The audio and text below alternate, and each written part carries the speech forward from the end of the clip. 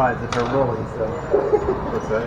I was surprised at her ruling. She's always going to get to play. Oh, that surprises you? Yeah, you're right. You're right. But I like that she fights though. She's like, I'm a girl, I'm gonna fight. yeah.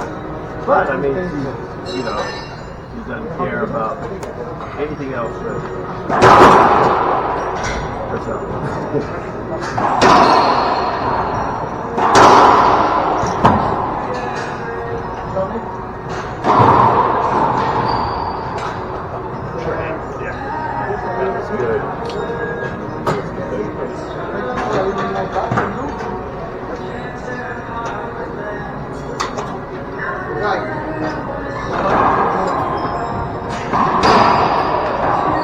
You weren't in Daytona this past weekend, were you?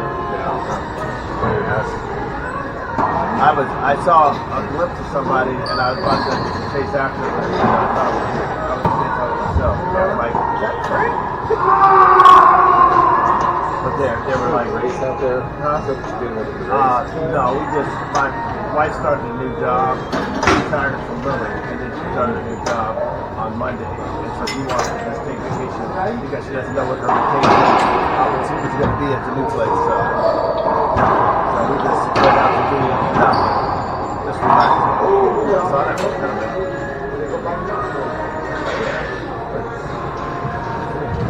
But yeah, so we just went out there. It's close. We're working on it, right? Yeah.